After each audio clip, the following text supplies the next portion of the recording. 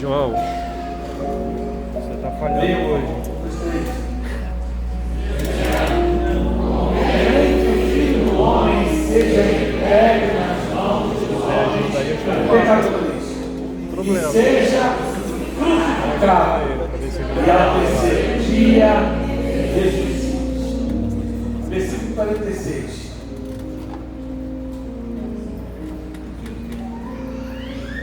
Leia. E disse-lhes: assim está escrito, e assim convinha que o Cristo padecesse e ao terceiro dia ressuscitasse entre os mortos. Ah, tá. Versículo 47. E em seu nome se pregasse o arrependimento e a remissão dos pecados em todas as nações, a começar por Jerusalém. Diga: viva a Páscoa. Diga: viva a Páscoa. Viva a Páscoa. Não. Melhor: viva a Páscoa. Viva a Páscoa. Viva a Páscoa. Viva a Páscoa. Mas antes de chegarmos na ressurreição, Júlio, temos que passar pela morte. Capítulo 23. Falei? Versículo 44. 43.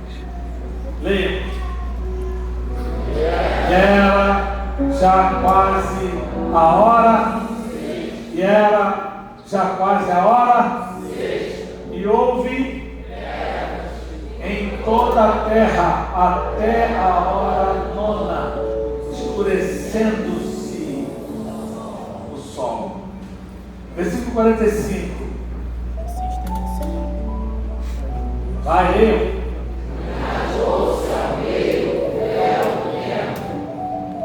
Versículo 46. E clamando Jesus, vai, com grande voz disse. Não, peraí. Como é que alguém pode clamar? Pode dizer, Pai. Vamos lá. E clamando Jesus com grande voz, disse: Pai, nas tuas mãos entrego meu espírito. E havendo dito isto, expirou. Ok. Algumas pessoas pensam o seguinte: homens covardes que preferiram Barrabás a Jesus Cristo. Horas. A morte de Jesus, ela foi planejada no céu. A morte de Jesus foi desenhada por Deus no céu. Deus, imagine agora o diálogo entre pai e filho. Você vai descer? Já encontrei a mulher que vai te receber. Você vai, assim como todo ser humano, passar por um período de gestação. E lá você vai ficar 9 meses e tu vai nascer. Mas quando você nascer, você já sabe, você terá um período rápido, um período curto, para religar o homem a Deus novamente. Tem que ser você. Porque procurei na terra e não vi um justo que pudesse ser capaz de morrer pela humanidade. Jesus Cristo, esvaziando de sua glória, vem. Paulo relata isso aos Filipenses capítulo 2. E ele vem, entra no ventre de Maria, a agraciada, a bem-aventurada. E ele nasceu. Nasceu quem? Nasceu o Salvador do mundo. Nasceu quem? A resposta do mundo. Nasceu quem? Aquele que nos livrará da condenação eterna. Nasceu quem? Nasceu o filho de Davi. Nasceu quem? O filho de Maria. Nasceu quem? O filho de Deus, o unigênito entre os mortos. Sim, nasceu Jesus. Jesus nasce. Como toda criança brinca, chega à sua idade de adolescente, estuda, vai ao templo, fala com os doutores. Eles, impressionados, ficam com tamanha sabedoria que tinha aquele menino. Até que ele cresce, se tornou um jovem, e na sua juventude ajudou seu pai José, junto à sua carpintaria, trabalhava honestamente com seu pai, até que ele chega a uma idade média, chega aos seus 30 anos. E quando chega aos seus 30 anos, agora ele é levado a estar de frente com João Batista.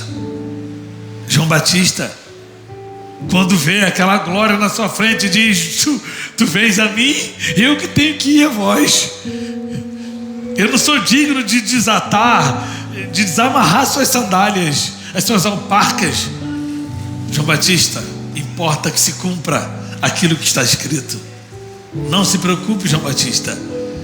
João Batista leva Jesus Cristo a ser batizado. Jesus é batizado, e nesse momento acontece um espetáculo extraordinário, porque a Bíblia diz que o Espírito Santo vem como pomba e sobre Jesus Cristo, e Jesus Cristo naquele momento é revestido de poder. Como homem, agora ele está preparado para aquele momento. Só que Deus não fica para trás. A Bíblia diz que o céu se abre e ouve-se uma voz como o som de muitas águas, dizendo: eis aí, eu quero que vocês saibam, eis aí, esse é o meu filho amado, a quem eu tenho nele prazer, a quem eu me comprazo. É ele que vos livrará do caminho da morte. Aleluia. Ali começa o ministério de Jesus Cristo. Jesus Cristo, ele veio para isso. E ele começa, reúne os discípulos, 12 discípulos, reuniu todos eles, e no seu primeiro discurso ele diz: olha, eu venho como ovelha para o matadouro. Eu venho para proclamar. Jesus entra no templo e pega o pergaminho, como diz lá Isaías capítulo 61, e diz: o Espírito do Senhor está sobre mim, pois que me ungiu para dar vista aos cegos, para transformar os caídos. E Jesus vai falando, Jesus vai trazendo e anunciar o ano aceitável do Senhor.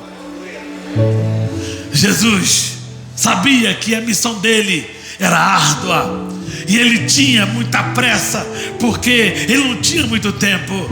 Até que ele começa a dizer para os discípulos: é necessário que o Filho do Homem padeça, é necessário que o Filho do Homem morra pela humanidade. Até que Marcos, Mateus, João e Lucas relatam esse momento, momento em que Jesus Cristo é levado como ovelha ao matadouro. Jesus Cristo é levado, e diz a Bíblia que na hora sexta, diga hora sexta, na hora sexta, Jesus está em seus últimos momentos. Se considerarmos que a hora nona é 3 horas da tarde, então hora sexta, meio-dia, o sol estalando, meio-dia, acontece esse fenômeno. E já era quase a hora sexta, e houve trevas na terra.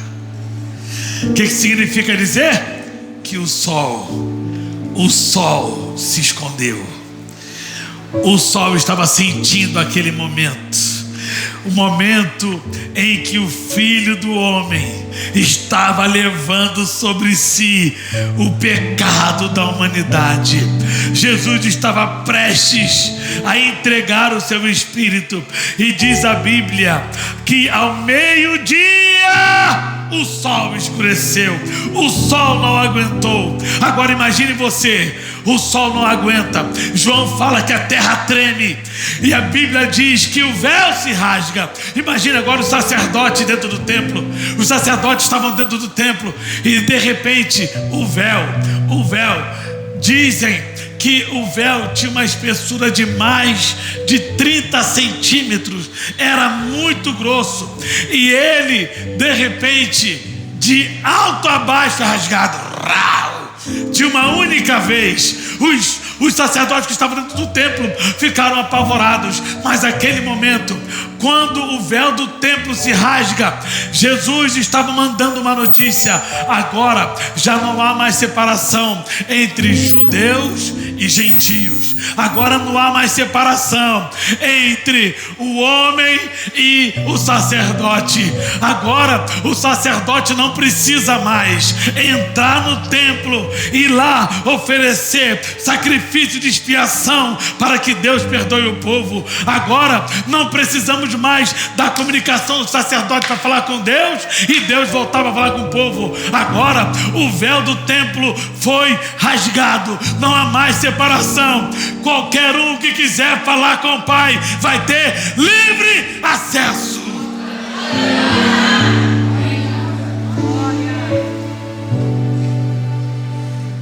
E clamando, Jesus com grande voz disse: Pai, Pai, está consumado. Diga, está consumado. A cédula da dívida foi paga, devidamente paga e muito bem paga. Jesus estava dizendo no mundo espiritual: não há mais dívida. Por isso que Paulo diz: pois agora nenhuma condenação há para os que estão em Cristo Jesus. Não existe a mínima possibilidade de chegar ao Pai sem passar por Ele. Que é isso, pastor Marcelo? Diga: Jesus é a ponte. Ninguém chega a Deus sem passar por Jesus. Ninguém vem ao Pai senão por mim. Eita! Páscoa! Páscoa! O que é Páscoa? O que é Páscoa? O que é Páscoa? Ah, Jesus! Páscoa tem um significado muito profundo, muito especial. Páscoa não tem nada a ver com chocolate, muito menos com coelho. Quem disse que na Páscoa eles comiam peixe? Isso é invencionismo do mercado atual, porque na Páscoa eles comiam cordeiro assado. Tinha nada a ver com peixe. Chocolate é uma questão mercadológica. Você sabe o que é Páscoa? Páscoa no original hebraico significa pesat, que significa passar por cima. Páscoa significa pesat, passar por cima. Aí tu tem que entender um pouco. Para eu falar sobre isso eu tenho que voltar lá em Êxodo capítulo 12. O anjo da morte vai passar. Moisés, sim, você e Arão, pega o cordeiro, mata o cordeiro, pega o sangue do cordeiro, passa nos umbrais da porta. Por quê, Senhor? Porque à meia-noite o anjo da morte vai passar. O anjo da morte vai passar à meia-noite, e a casa que não tiver a marca do sangue, o primogênito vai perder a vida. Ainda que ele esteja gozando de plena saúde, vai morrer. Porque só tem uma coisa que a morte vai respeitar. O que é? É a marca do sangue. A marca do sangue. O que significa dizer isso? Páscoa é livramento, Páscoa é libertação, Páscoa é salvação. A morte vai passar, mas há um bloqueio para a morte. Qual é o bloqueio da morte? A marca do Rabi. Ó, a Jericó vai cair. Coloque lá o quê? O fio O fio, coloca o fio vermelho, porque se o fio vermelho estiver na janela, tudo será destruído, menos a sua casa.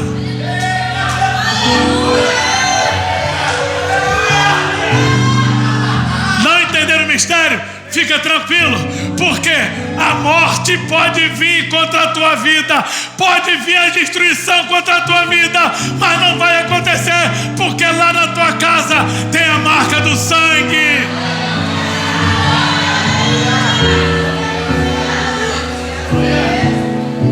Páscoa, Pessat, que passa por cima. Aquele, olha aqui, ó, a morte está passando. A morte está passando. Eu estou ouvindo os gritos, eu estou ouvindo os gemidos, eu estou ouvindo o desespero, mas ela não chega aqui. Por que ela não chega aqui? A destruição não chega aqui. Por que não chega aqui? Porque aqui tem a marca do sangue do Cordeiro que Moisés e Arão pintaram nossa porta. Ei, não precisa mais de cordeiro, não precisa de bode, porque aquele sangue que foi derramado lá na cruz está sobre a minha vida, está sobre a minha casa, está sobre a minha família. Quem tem o sangue? Quem tem o sangue? Quem tem o sangue? Quem tem o sangue? Ei!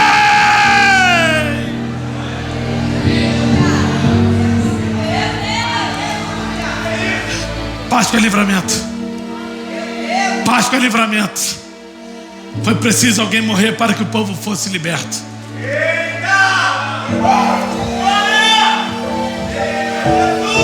Páscoa é livramento. Páscoa é livramento. Pessat, o que passa por cima, o que passa por cima. Deixa o pau torar. Na tua casa tem a marca do sangue.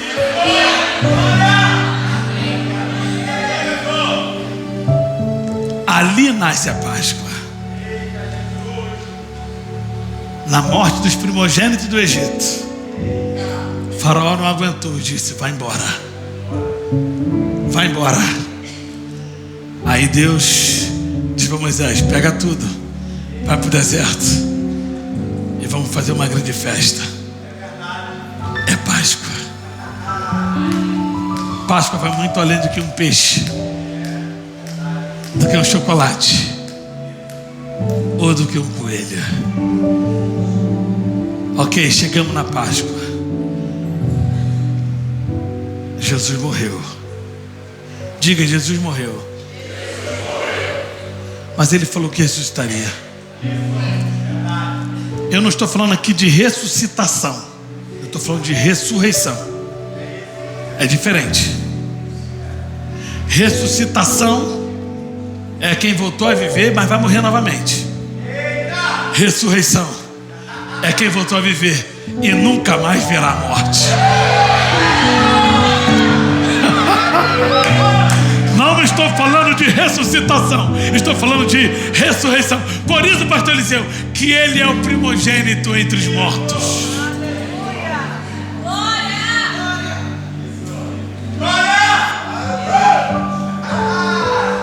Quantos na Bíblia foram ressuscitados e voltaram a morrer?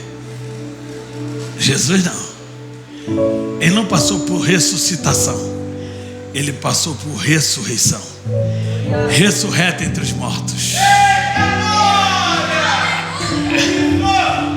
Sabe por que nós estamos aqui?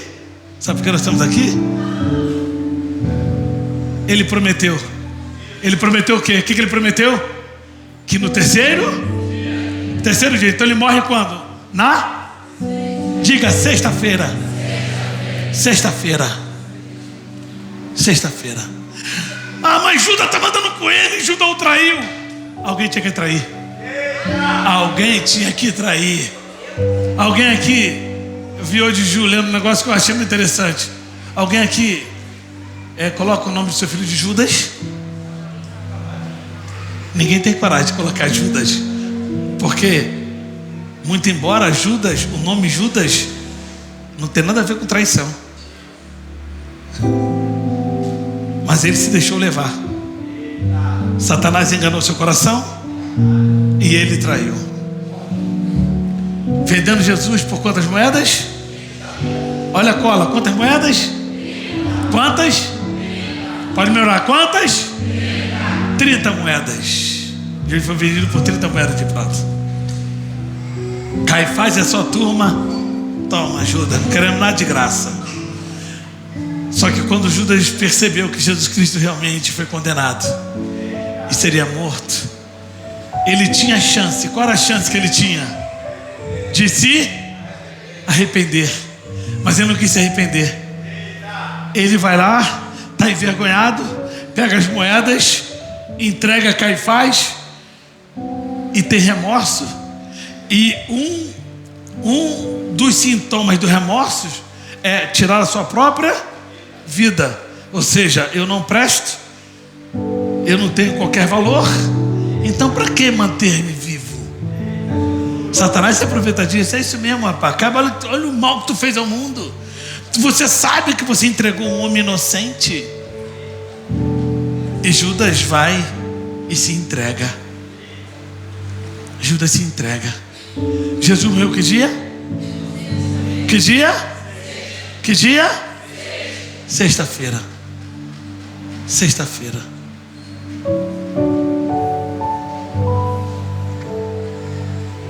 Passou a sexta. Chegamos no sábado.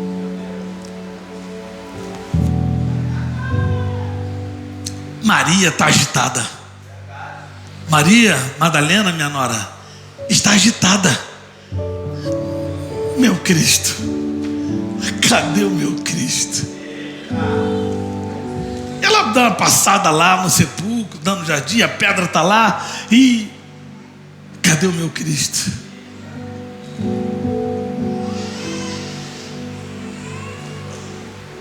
E ela não se dá. Ela volta no domingo. E diz a Bíblia: e no primeiro dia da semana. Diga, no primeiro dia da semana.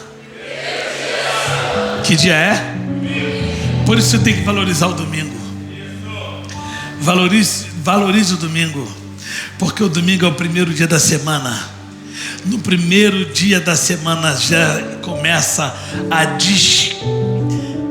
descer o que vem na sua direção, para que você mergulhe durante toda a semana. Jesus Cristo está lá.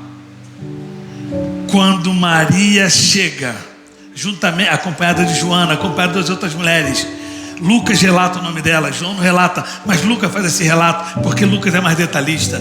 E aí Lucas, nesse detalhe, ela vê que a pedra está removida, ela entra. Ele não está aqui, o corpo de Jesus não está aqui. Ora, ela esqueceu que Jesus havia dito que ressuscitaria no terceiro dia. Às vezes isso acontece. O sofrimento é tão intenso que estamos vivendo, que nós ignoramos a promessa que Deus nos fez. Às vezes está tão doloroso que nós estamos vivendo, que nós deixamos de acreditar que Ele não pode mentir. Ele não me para que minta, nem filho do homem para que se arrependa. Às vezes estamos vivendo um momento tão intenso no sofrimento, que ignoramos que Ele fez a promessa antes de ontem, 3 dias atrás. Ignoramos. O sofrimento é muito intenso. E Maria esquece. E ela, quando vai lá, ela avista 2 varões. E esses 2 varões diz: mulher, a que procurais? Por que procuras Jesus entre os mortos?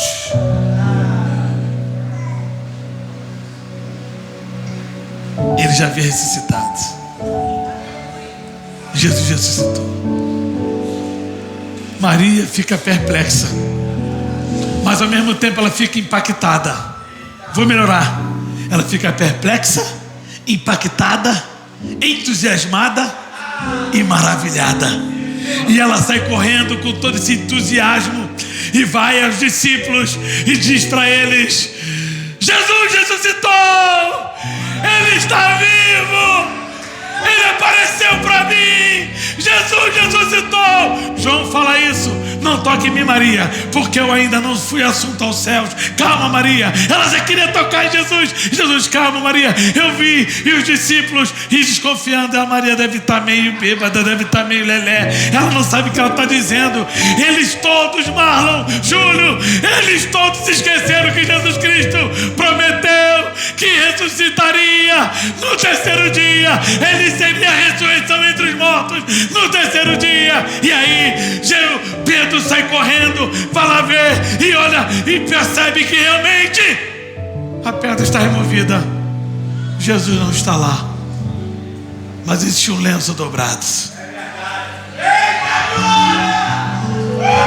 Diga, existiu um lenço dobrado. Diga, existiu um lenço dobrado. Pedro olhou aquele lenço. Pedro sabia o que significava aquilo. Não entenderam? Lenço dobrado. Quando alguém ia na casa de alguém, quando o judeu ia na casa de alguém, se ele senta, é bem recepcionado, come, se alimenta, antes de ir embora, ele vai pegar o lenço e vai dobrar e vai entregar. Sabe o que significa dizer isso? Hã? Calma, Márcio, já falou, Márcio?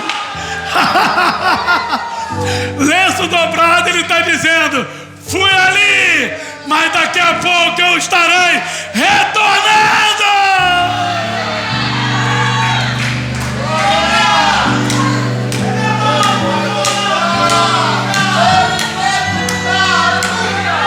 Eu não sei vocês, mas eu tenho que gritar: Ele vive!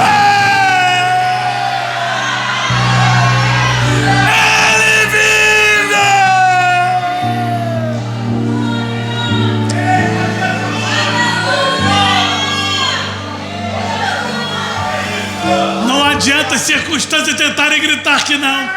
Não adianta as circunstâncias tentarem me fazer desacreditar. O lenço estava dobrado. Eis que cedo venho. Eis que cedo venho. E comigo está o meu galardão para dar a cada um segundo as suas obras. Eis que cedo venho. Ei, essa promessa não foi feita por um embusteiro. Essa promessa não foi feita por um político. Essa promessa foi feita por aquele que é a verdade. Ele é a verdade. Ele não está com a verdade. Ele é a verdade. E ele prometeu: ei, eu vou voltar para buscar essa igreja.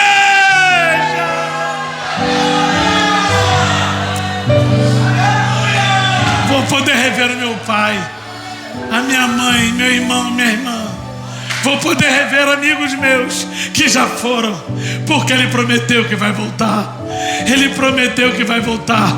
Se você não vive com essa esperança, alguma coisa está desconectada do céu em você, porque você precisa viver com essa esperança. Esperança de morar com Ele eternamente, esperança de viver com Ele para sempre, esperança de ter o seu corpo glorificado para sempre. Por favor, para eu terminar, diga para quem está próximo a você: Ele vem. Diga: Ele vem. Ele vem.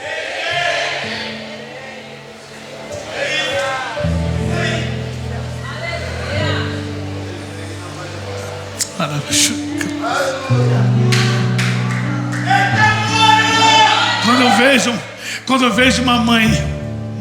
vejo uma mãe asfixiando um filho de 15 dias, Jesus está voltando.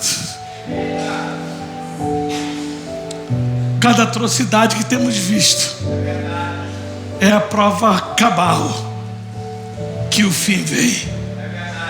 O fim se aproxima. O fim se aproxima. Jesus não morreu em vão. Mas mais importante do que a sua morte é a sua ressurreição. Nós estamos aqui por isso. Sabe por que você está aqui? Sabe por quê? Sabe por que você está aqui? porque ele morreu. Mas a morte, Paulo diz o seguinte: a morte, onde está o teu aguilhão? A morte, onde está a tua força? Onde está a tua força?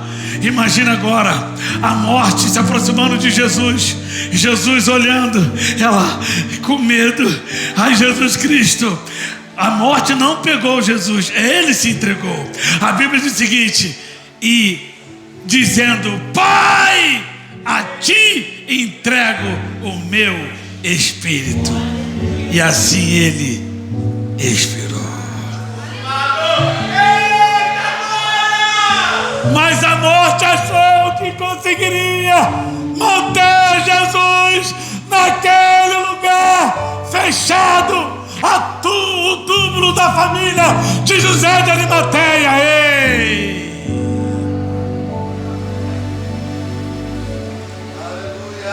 Eu não sei quantos homens tiveram que fazer força para empurrar aquela pedra. Mas quando bateu no domingo, aquele que não pode mentir abre os olhos. Ele abriu os olhos. Quando ele abre os olhos,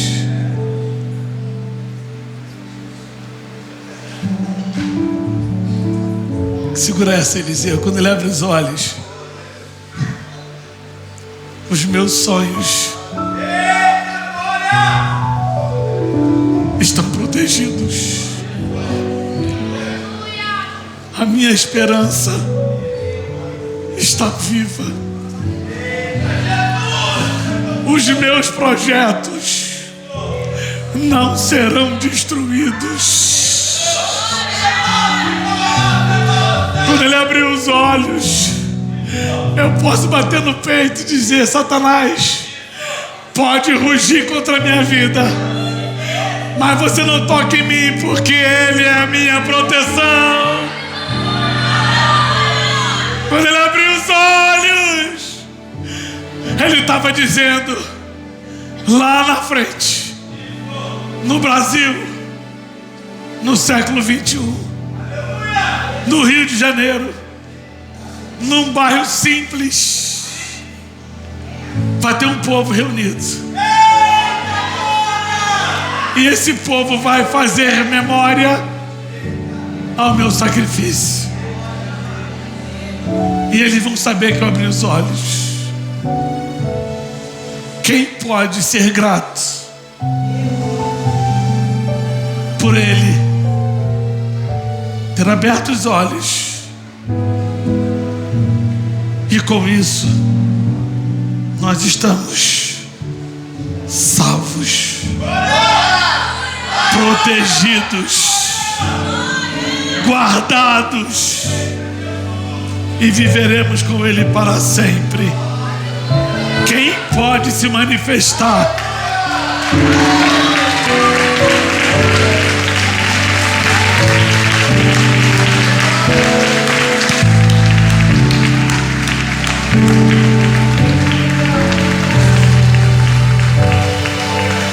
Ele vive. Não mais vivo eu, mas Cristo vive em mim. Ele vive. Ele vive. Aleluia! Não tenho prazer se não for viver por Ele, com Ele. Ele vive. Tudo que tenho é dele, por Ele, para Ele. Ele vive. Ele vive, Ele vive. Ele vive. Obrigado, Deus. Obrigado, Pai. Quantos aqui tem convicção da sua salvação? Levante a sua mão. Você que tem convicção da sua salvação, você que é servo do Senhor, levante a sua mão, levante a sua mão, levante a sua mão. Você que é servo do Senhor, você que é servo do Senhor, Lucas.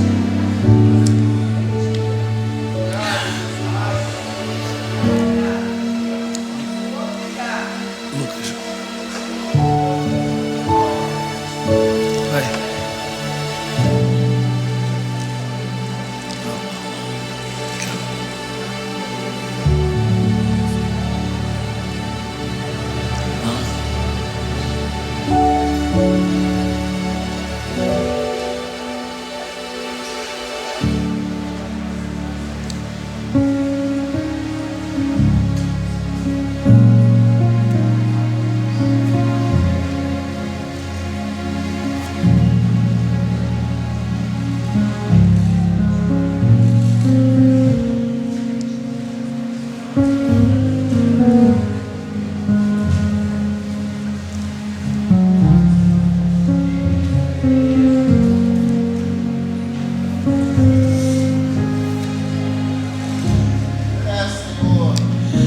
Não te desanimes,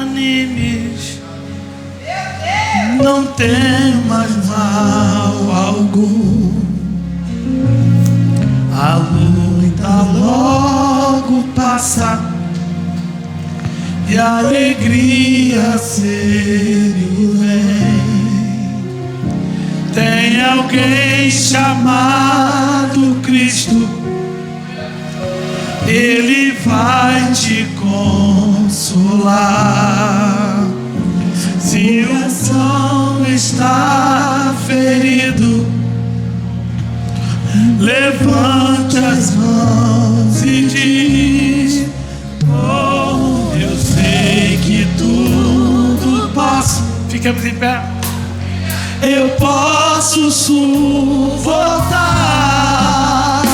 não importa o que me aconteça, estou em tuas mãos.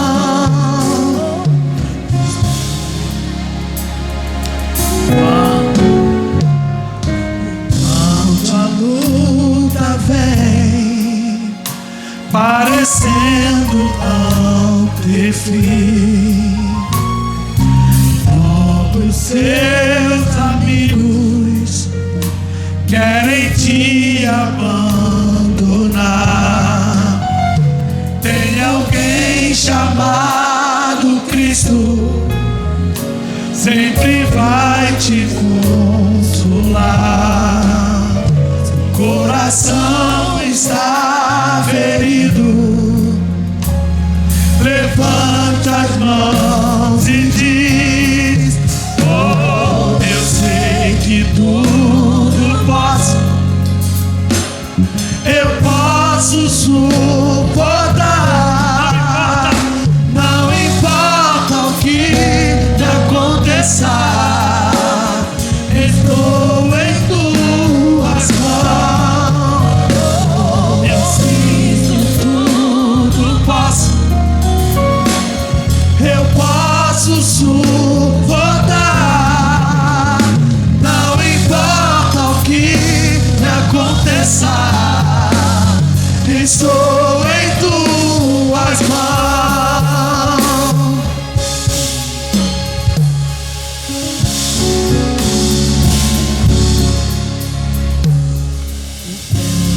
Lenta vem, parecendo não ter fim. Os seus amigos querem te abandonar. Tem alguém chamado Cristo, sempre vai te consolar. Se o coração está ferido, levante as mãos e diz: oh, eu sei que tudo posso, ei, eu posso suportar, não importa o que me aconteça, estou em tuas mãos.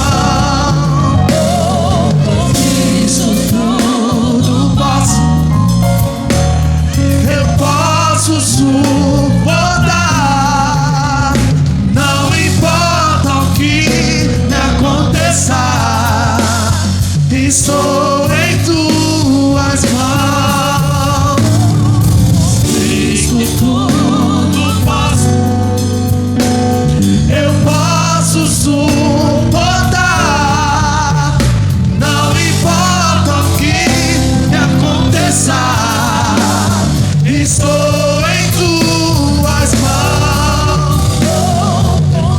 Isso tudo Posso, eu posso suportar. Não importa o que me aconteça.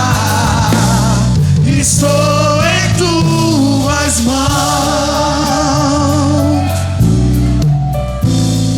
Estou em tuas mãos.